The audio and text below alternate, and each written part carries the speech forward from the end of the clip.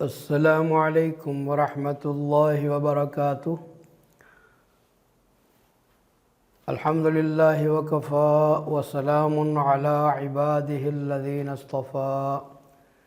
اللہم صلی علی محمد وعلی آل محمد کما صلیت علی ابراہیم وعلی آل ابراہیم انک حمید مجید۔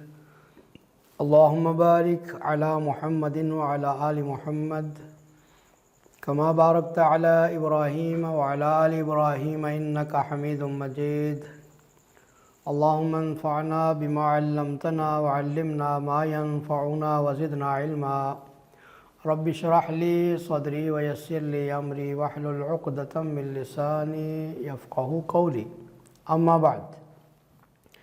معزز ناظرین، خلاصہ مضامین قرآن کے سلسلہ میں آج ہماری 21ویں نشست ہے، اور آج ہم اللہ کی توفیق سے قرآن مجید کے 21ویں پارے کے مضامین میں سے چند ایک کو سماعت کریں گے۔ 21ویں پارے کے آغاز میں سورہ عنکبوت کا آخری حصہ ہے، اور اس پارے کے آغاز میں اللہ سبحانہ و تعالی نے نماز کے حوالے سے فرمایا ان الصلاۃ تنہی عن الفحشاء والمنکر ولذکر اللہ اکبر۔ فرمایا نماز ایک ایسی عبادت ہے کہ جو بے حیائی کے کاموں سے اور برائیوں سے روک دیتی ہے۔ یعنی نماز کی عظمت اور اس کی شان کو بیان کیا جا رہا ہے، اور واقعی نماز ایک ایسی عبادت ہے کہ اگر اس کو اس کے آداب کے ساتھ ادا کیا جائے، ایمان عقیدے کی درستگی کے ساتھ ادا کیا جائے، رسول اکرم صلی اللہ علیہ وآلہ وسلم کی سنت کے مطابق ادا کیا جائے، اور خشوع اور خضوع کے ساتھ توجہ کے ساتھ ادا کیا جائے، تو یقیناً یہ نماز انسان کو برائیوں سے روک دیتی ہے۔ آج ایک انسان نماز بھی ادا کرتا ہے اور برائی بھی جاری رکھتا ہے، تو اس کا معنی یہ ہے کہ اس کی نماز کے اندر کوئی کمی ہے، اور اس کی نماز کے اندر کوئی کوتاہی ہے۔ اور اکثر نمازیوں کے نماز میں جو چیز کمی پائی جاتی ہے وہ یہ کہ ہم نماز ادا کرتے ہیں، ہمیں نماز کا ترجمہ نہیں آتا، طوطے کی طرح ہم زبان سے الفاظ تو ادا کر رہے ہوتے ہیں، لیکن ہمیں خود پتہ نہیں ہوتا کہ ہم کیا کہہ رہے ہیں اللہ تعالیٰ کے سامنے۔ حالانکہ نماز جو ہے یہ اللہ تعالیٰ کے ساتھ مناجات ہے۔ نماز حدیث پاک میں آتا ہے کہ جب کوئی نمازی نماز ادا کرتا ہے تو وہ اللہ سے مناجات کرتا ہے، اللہ سے سرگوشیاں کر رہا ہوتا ہے۔ تو کتنے افسوس کی بات ہے کہ ہم نماز ادا کر رہے ہیں لیکن ہمیں نہیں پتہ کہ ہم اللہ سے کیا کر رہے ہیں، کیسے اللہ سے معافی مانگ رہے ہیں۔ تو ہمیں نماز کا ترجمہ جو ہے وہ یاد کرنا چاہیے، مفہوم یاد کرنا چاہیے، نماز کی دعائیں زیادہ سے زیادہ یاد کرنی چاہیے۔ دوسری بات یہ ہے توجہ اور خشوع اور خضوع۔ نماز کے اندر جو دل کی حاضری ہے ہماری، وہ ہونی بہت ضروری ہے کہ ہم نماز کہیں ادا کر رہے ہوتے ہیں، مسجد میں ادا کر رہے ہوتے ہیں یا کسی جگہ ادا کر رہے ہوتے ہیں، لیکن ہمارا جو دل ہے وہ کہیں اور ہوتا ہے، کاروبار میں ہوتا ہے، گھر میں ہوتا ہے، دوستوں میں ہوتا ہے۔ تو یہ جو خشوع اور خضوع کی کمی ہے یہ بھی وجہ بنتی ہے نماز میں تاثیر نہ ہونے کی۔ پھر دوسری بات اللہ تعالیٰ یہ بیان کر رہے ہیں کہ وَلَذِكْرُ اللَّهِ اکبر۔ نماز جو ہے یہ اللہ کا بہت بڑا ذکر ہے۔ نماز اللہ کا بہت بڑا ذکر ہے۔ آپ جانتے ہیں کہ ذکر جو ہے یہ ایک بہت بڑی عبادت ہے، اور اس کو بڑی فضیلت دی گئی ہے، اور ذکر کے بارے میں اللہ کہتے ہیں یا ایھا الذین آمنوا اذکروا اللہ ذکرا کثیرا، کثرت کے ساتھ اللہ تعالیٰ کا ذکر کرو، وسبحوہ بکرۃ واسیلا، صبح و شام اللہ تعالیٰ کی تسبیح بیان کرو۔ تو نماز کو اللہ کا ذکر کہا گیا ہے، یہ بہت بڑا ذکر ہے اللہ تعالیٰ کا، اور اس لحاظ سے بھی یہ اللہ کا ذکر ہے کہ اس میں ایک تو انسان اللہ کی تعریف کرتا ہے، حمد و ثنا بیان کرتا ہے، پھر اللہ سے دعائیں مانگتا ہے، اور پھر اس سے بڑھ کر نماز کے اندر قرآن کی تلاوت کرتا ہے، اور قرآن بھی اللہ کا ذکر ہے۔ اِنَّا نَحْنُ نَزَّلْنَا الذِّكْرَ وَإِنَّا لَهُ لَحَافِظُونَ، ہم نے اس ذکر کو نازل کیا، یہ ذکر ہے، اور نماز بھی ذکر ہے۔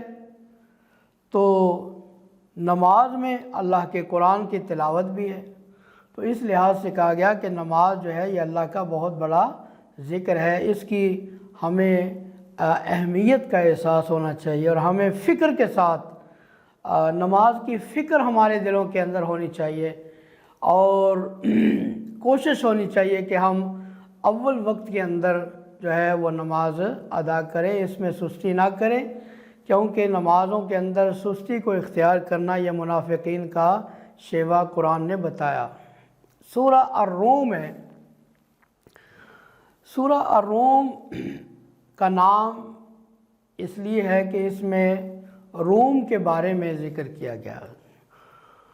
جب رسول اکرم صلی اللہ علیہ وآلہ وسلم تشریف لائے تو دنیا میں دو بڑی طاقتیں تھیں، ایک فارس کی طاقت تھی اور ایک روم کی طاقت تھی۔ فارس والے جو تھے یہ آتش پرست تھے، مجوسی تھے، اور روم والے جو تھے وہ نصرانی تھے، اہل کتاب کے اندر شامل تھے۔ تو وہ جو مشرکین عرب تھے، بت پرست تھے، ان کی ہمدردیاں فارس کے ساتھ تھیں، اور صحابہ کرام کی جو ہمدردیاں تھیں وہ روم کے ساتھ تھیں۔ دونوں کا آپس میں وہ جھگڑا ہوتا رہتا تھا، جنگیں ہوتی رہتی تھیں، کبھی فارس غالب آ جاتا، کبھی روم غالب آ جاتا۔ تو ہوا یوں کہ رسول اکرم صلی اللہ علیہ وسلم کے دور میں فارس جو ہے وہ روم کے اوپر غالب آ گیا، تو مسلمانوں کو صدمہ ہوا۔ تو اللہ تعالیٰ نے اس سورہ میں یہ بیان فرمایا غلبت الروم، روم مغلوب ہو گیا، وَهُمْ مِنْ بَعْدِ غَلَبِهِمْ سَيَغْلِبُونَ، فرمایا کہ اس مغلوب ہونے کے بعد عنقریب وہ پھر غالب آ جائیں گے، روم دوبارہ فتح حاصل کر لے گا، فی بضع سنین، چند سالوں میں۔ اللہ اکبر، یہ ایک پیشین گوئی تھی جو اللہ تعالیٰ نے قرآن کریم کے اندر فرما دی، للہ الامر من قبل ومن بعد ویومئذ یفرح المؤمنون، جب روم غالب آئے گا تو ایمان والے جو ہیں وہ خوش ہو جائیں گے۔ تو جب یہ پیشین گوئی قرآن کریم کے اندر کچھ پیشین گوئیاں ہیں، کچھ پیشین گوئیاں رسول اکرم صلی اللہ علیہ وآلہ وسلم نے اپنی زبان مبارک سے بیان فرمائی ہیں۔ آپ نے آنے والے وقت کے بارے میں کئی ایک باتیں ارشاد فرمائیں، آپ نے قیامت کی علامات بیان فرمائیں، اور ہمارا ایمان ہے کہ جو باتیں ابھی تک سامنے نہیں آئیں وہ ضرور ظہور میں آئیں گی۔ کیوں کہ اللہ کے پیارے پیغمبر علیہ الصلوۃ والسلام کی زبان کے اندر کوئی شک نہیں، آپ اپنی مرضی سے نہیں بولتے، اللہ کے حکم سے بولتے ہیں، اور بہت ساری پیشین گوئیاں جو آپ نے بتائی تھیں وہ من وعن وہ ثابت ہو چکی ہیں، دنیا میں سامنے آ چکی ہیں۔ تو انہی پیش گوئیوں میں ایک یہ ہے جو سورہ روم میں اللہ نے بتائی۔ تو حقیقت میں ایسا ہی ہوا کہ چند سالوں کے اندر روم پھر غالب آیا، اور یہ قرآن کریم کی حقانیت اور اس کی صداقت کی ایک دلیل اور ثبوت بن گیا۔ سورہ روم میں اللہ سبحانہ و تعالی ارشاد فرماتے ہیں، ظہر الفساد فی البر والبحر بما کسبت ایدی الناس لیذیقہم بعض الذی عملوا لعلہم یرجعون۔ فرمایا کہ خشکی میں اور پانی میں فساد ظاہر ہو گیا، خرابیاں پیدا ہو گئیں، اور قتل و غارت، فساد سے مراد قتل و غارت ہے، بدامنی ہے، اور معیشت کی تنگی ہے، اور فساد سے مراد فتنوں کا ظہور ہے، ساری چیزیں، مصیبتیں۔ فرمایا کہ یہ ظاہر ہوا، اور کیوں ہوا؟ بما کسبت ایدی الناس، یہ لوگوں کے ہاتھوں کی کمائی کی وجہ سے ہوا۔ لوگوں کی بدعمالیاں ہیں، لوگوں کے گناہ ہیں، جن کی وجہ سے اللہ تعالیٰ نے زمین کے اوپر اپنا عذاب نازل کیا۔ کس لیے؟ لیذیقہم بعض الذی عملوا، تاکہ اللہ اپنے جو بندے ہیں ان کے کچھ گناہوں کی ان کو سزا دے۔ تو مصیبتیں جب آتی ہیں تو مصیبت جو ہوتی ہے، تکلیف جو ہوتی ہے، گناہ گار کے لیے اللہ کا عذاب ہوتی ہے، اور نیک آدمی کے لیے وہ ایک امتحان ہوتی ہے، اس کے درجات کی بلندی کا ذریعہ ہوتی ہے، گناہوں کی معافی کا ذریعہ ہوتی ہے۔ تو یہ جو زمین میں آنے والے فساد ہیں، زلزلوں کا آنا، سیلابوں کا آنا، طوفانوں کا آنا، بے وقت کی بارشیں، فصلوں کا تباہ ہونا، یہ گویا اللہ تعالیٰ کے عذاب کی شکلیں ہیں۔ گویا اللہ تعالیٰ ہمیں متنبع کر رہے ہیں، اللہ تعالیٰ ہمیں خبردار کر رہے ہیں، چھوٹے عذاب ہیں یہ۔ جس طرح آگے اسی پارے کے اندر سورہ سجدہ میں اللہ تعالیٰ فرما رہے ہیں وَلَنُذِيقَنَّهُم مِّنَ الْعَذَابِ الْأَدْنَىٰ دُونَ الْعَذَابِ الْأَكْبَرِ لَعَلَّهُمْ يَرْجِعُونَ۔ ہم بڑے عذاب سے پہلے، یعنی آخرت کے عذاب سے پہلے، ان کو چھوٹے عذابوں میں مبتلا کریں گے تاکہ یہ رجوع کر لیں۔ یہ چھوٹے عذاب ہیں اللہ کے، ہمیں متنبع کرنے کے لیے، ہمیں خبردار کرنے کے لیے، الرٹ کرنے کے لیے کہ ہم اپنے گناہوں سے توبہ کر لیں، معافی مانگ لیں، اللہ کی طرف رجوع کر لیں، اور اللہ کے دین پر عمل کرنے والے بن جائیں۔ سورہ لقمان ہے۔ جناب لقمان اللہ تعالیٰ کے ایک نیک بندے تھے، جن کو اللہ تعالیٰ نے حکمت سے نوازا، اور ان کی جو باتیں تھیں وہ حکمت سے بھری ہوئی، حکمت سے بھرپور گفتگو ہوتی تھی۔ ان کی وہ نصیحتیں جو انہوں نے اپنے بیٹے کو کی، اللہ تعالیٰ نے ان کو اپنے قرآن کا حصہ بنایا سورہ لقمان میں۔ اور وہ نصیحتیں کیا تھیں؟ سب سے پہلی نصیحت یہ تھی، لا تشرک باللہ، اے میرے بیٹے اللہ کے ساتھ شرک نہ کرنا، ان الشرک لظلم عظیم۔ اس بات میں کوئی شک نہیں کہ شرک جو ہے یہ بڑا ظلم ہے۔ یہاں سے ہمیں ایک بات یہ بھی پتہ چلتی ہے کہ اولاد کی تربیت اور اولاد کی اصلاح، جو بڑے لوگ ہوتے ہیں، جو نیک لوگ ہوتے ہیں، وہ صرف اپنی نجات کی فکر نہیں کرتے بلکہ اپنی اولاد کی بھی فکر کرتے ہیں۔ اس حوالے سے بھی ہمیں یہاں سے سبق ملتا ہے۔ اور اولاد کی تربیت میں سب سے پہلے عقیدہ توحید، دیکھیں سب سے پہلی نصیحت کیا ہے؟ شرک نہیں کرنا۔ شرک بہت بڑا ظلم ہے، اور اللہ تعالیٰ کی نگرانی، اللہ کی نگہبانی کا احساس اپنے بیٹے کو دلا رہے ہیں، میرے بیٹے اگر کوئی چیز ذرہ برابر بھی ہو، رائی کے دانے کے برابر بھی ہو، اور وہ کسی چٹان میں ہو یا آسمانوں میں ہو یا زمین کے اندر ہو، اللہ تعالیٰ چاہے تو اس کو اپنے سامنے لا کے حاضر کر دے، اللہ سے وہ چھپ نہیں سکتی۔ کیا مطلب؟ اے میرے بیٹے اللہ کی نگرانی کو اپنے سامنے رکھنا۔ دنیا والوں میں سے چاہے تجھے کوئی دیکھنے والا نہ ہو، لیکن اللہ تعالیٰ تو تمہیں دیکھنے والا ہے، اللہ سے تم چھپ نہیں سکتے۔ اے میرے بیٹے نماز قائم کرنا، نیکی کا حکم کرتے رہنا، برائی سے روکتے رہنا، اور اگر تمہیں کوئی تکلیف پہنچے تو اس پر صبر کا مظاہرہ کرنا، تکبر نہ کرنا، اپنی چال کے اندر عاجزی اختیار کرنا، تکبر کی وجہ سے لوگوں سے اپنا منہ نہ پھیرنا، درمیانی چال چلنا اور اپنی آواز کو پست رکھنا، کیونکہ سب سے بری آواز گدھے کی آواز ہے۔ یہ چند نصیحتیں تھیں، ان میں سے ہر نصیحت یہ ہمارے لیے ایک بڑا سبق ہے، ہماری تربیت کے حوالے سے، ہمارے بچوں کی تربیت کے حوالے سے ہمیں اس کو اپنے سامنے رکھنا چاہیے۔ سورہ لقمان کے آخر میں اللہ سبحانہ و تعالیٰ نے ان 5 چیزوں کا ذکر کیا ہے کہ جن کا علم صرف اللہ تعالیٰ کے پاس ہے۔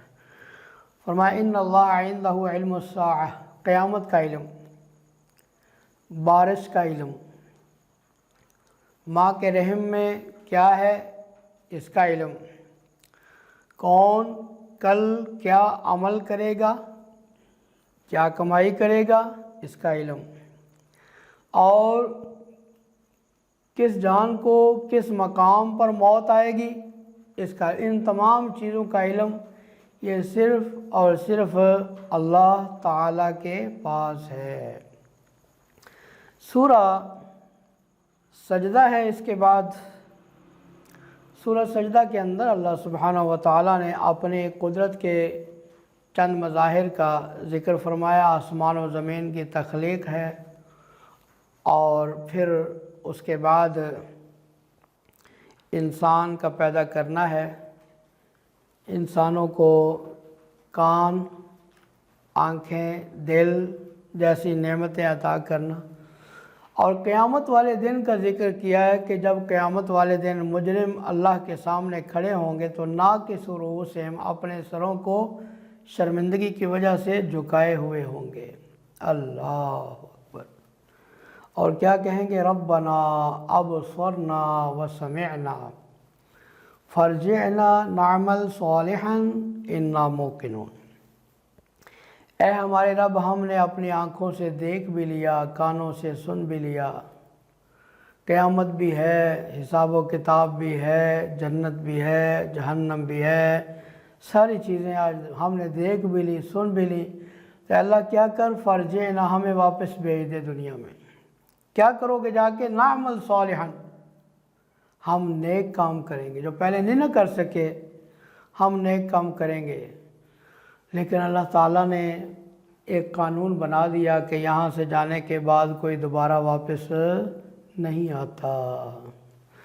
سورہ سجدہ میں اللہ سبحانہ و تعالیٰ نے اس بات کا بیان فرمایا کہ جو اللہ کے نیک بندے ہیں ان کی ایک نمایاں خوبی یہ ہے کہ تتجافی جنوبہم عن المضاجع یدعون ربہم خوفا وطمعا، ساری رات ان کے پہلو بستروں پہ نہیں لگے رہتے، بلکہ ایک وقت آتا ہے رات کے حصے میں کہ ان کے پہلو بستر سے الگ ہو جاتے ہیں، بستر سے اٹھ جاتے ہیں اور کیا کرتے ہیں؟ اپنے رب کے سامنے حاضر ہو جاتے ہیں، اس کو پکارنے لگ جاتے ہیں۔ خوفا وطمعا، ان کے دل میں اللہ کے عذاب کا خوف بھی ہوتا ہے، اس کی رحمت کی امید بھی ہوتی ہے، اور اللہ کی راہ میں مال خرچ کرتے ہیں۔ فرمایا فلا تعلم نفس ما اخفی لهم من قرۃ اعین جزاء بما كانوا یعملون۔ فرمایا کہ اللہ نے ان کی آنکھوں کو ٹھنڈا کرنے کے لیے آگے کون کون سی نعمتیں تیار کی ہیں کسی کو معلوم نہیں، کوئی نہیں جانتا۔ اللہ نے ان کی آنکھیں کیسے ٹھنڈی کرنی ہے، کتنی کتنی نعمتیں اعلیٰ ان کو عطا کرنی ہے۔ سورۃ الاحزاب 21ویں پارے میں شروع ہو رہی ہے، اور اس کے اندر اللہ تعالیٰ نے ایک بنیادی جو بات بیان فرمائی وہ یہ کہ جو منہ بولا بیٹا ہے وہ سگے بیٹے کی طرح نہیں ہو سکتا، ما جعل ادعیاءکم ابناءکم۔ اور اس کے اندر ایک واقعہ آتا ہے کہ رسول اکرم صلی اللہ علیہ وآلہ وسلم نے زید بن حارث کو اپنا منہ بولا بیٹا بنایا تھا، اور ان کی شادی کی تھی اپنے ہی خاندان کے ایک اعلیٰ خاندان کی خاتون جناب زینب رضی اللہ تعالیٰ عنہ سے۔ تو اللہ سبحانہ و تعالیٰ نے جاہلیت میں جو رسم چلی آ رہی تھی اس کو توڑنا تھا، کیونکہ جاہلیت میں جو منہ بولا بیٹا ہوتا تھا وہ سگے بیٹے کی طرح ہوتا تھا، کہ جس طرح سگے بیٹے کی بیوی سے شادی نہیں ہو سکتی، اسی طرح منہ بولے بیٹے کی بیوی سے بھی شادی نہیں ہو سکتی، وہ سگے بیٹے کی طرح ہوگا۔ تو اللہ تعالیٰ نے اس رسم کو توڑا اور اپنے پیغمبر محمد صلی اللہ علیہ وسلم کے ذریعے توڑا کہ ان کی جو ہے وہ بیوی کو طلاق ہو گئی۔ تو اس کا واقعہ اگلے پارے میں آئے گا۔ تو پیارے پیغمبر صلی اللہ علیہ وآلہ وسلم کو اللہ نے حکم دیا کہ آپ نے اب زینب سے شادی کرنی ہے، یہ رسم کو توڑنا ہے۔ کیوں کہ یہ قانون بنا دیا کہ جو منہ بولا بیٹا ہے وہ آپ کا اپنا بیٹا نہیں ہو سکتا۔ ادعوہم لآبائہم، ان کو بلانا ہے تو ان کے اپنے جو سگے باپ ہیں ان کے ساتھ ان کو بلاؤ۔ یہاں پر ہمیں یہ پتہ چلتا ہے کہ ہمارے ہاں یہ چیز ہے کہ جس کو بیٹا بنا لیا، گود لے لیا، ایڈاپٹ کر لیا، تو اب اس کے باپ کی جگہ پر اپنا نام لکھ دیا جاتا ہے اسکول میں یا اس کے شناختی کارڈ میں، یہ نام اس کا لکھا جاتا ہے باپ کی جگہ پر جس نے اس کو گود لیا۔ قرآن پاک کے اندر اللہ تعالیٰ نے یہ بتایا کہ یہ چیز جائز نہیں ہے۔ ادعوہم لآبائہم، ان کو ان کے باپوں کے ناموں سے بلاؤ۔ یہاں پر اللہ تعالیٰ نے اس کا تذکرہ فرمایا۔ سورۃ الاحزاب کے اندر اللہ نے غزوہ احزاب کا ذکر کیا، جس کو غزوہ خندق بھی کہا جاتا ہے۔ احزاب حزب کی جمع ہے، اس کا مطلب ہے گروہ، بہت سارے گروہ۔ اس غزوہ کے اندر عرب کے بہت سارے گروہ جمع ہو گئے تھے رسول اکرم صلی اللہ علیہ وآلہ وسلم کے خلاف، مدینہ کے خلاف، اور تقریباً 10,000 کا عظیم لشکر لے کر یہ لوگ مدینہ پر انہوں نے چڑھائی کی۔ آپ صلی اللہ علیہ وسلم نے صحابہ کرام سے مشورہ کیا۔ جناب سلمان فارسی رضی اللہ تعالیٰ عنہ نے مشورہ دیا کہ مدینہ کے ارد گرد جو ہے خندق کھود دی جائے۔ 3 طرف مدینہ کے سنگلاخ پہاڑیاں تھیں، پتھر تھے، وہاں سے حملہ ممکن نہیں تھا، ایک طرف خالی تھی، تو وہاں پر جو ہے وہ خندق کھودی گئی۔ تمام صحابہ کرام کو اس کام پہ لگا دیا گیا، اور چند دن کے اندر ایک طویل خندق جو ہے وہ کھود کے جو ہے اس راستے کو بند کر دیا گیا، اس طرف سے حملے کو روکنے کے لیے خندق کھود دی گئی، جس کو عبور کرنا کفار کے لیے ممکن نہیں تھا، خندق کھود دی گئی۔ اللہ تعالیٰ نے پھر یہ لشکر آیا، اللہ تعالیٰ نے اس کو جو ہے وہ ناکام اور نامراد کر کے اس کو واپس بھیجا، اور یہ مسلمانوں کا کچھ بھی نہیں بگاڑ سکے۔ ایک عرصے تک ان کا محاصرہ جاری رہا۔ پھر اللہ تعالیٰ نے ان کے اوپر کیا کیا کہ تیز ہوا کا عذاب ان کے اوپر بھیجا، اور اللہ نے اپنے فرشتوں کو بھیجا، لشکر بھیجے۔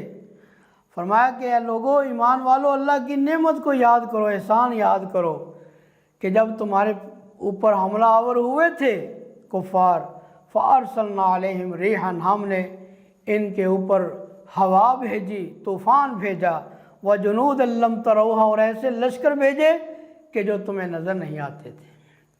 یعنی اللہ تعالیٰ نے اس نقشے کو بیان کیا ہے کہ لشکر کتنا بڑا تھا اور کتنا خوف و ہراس تھا مسلمانوں کے اندر۔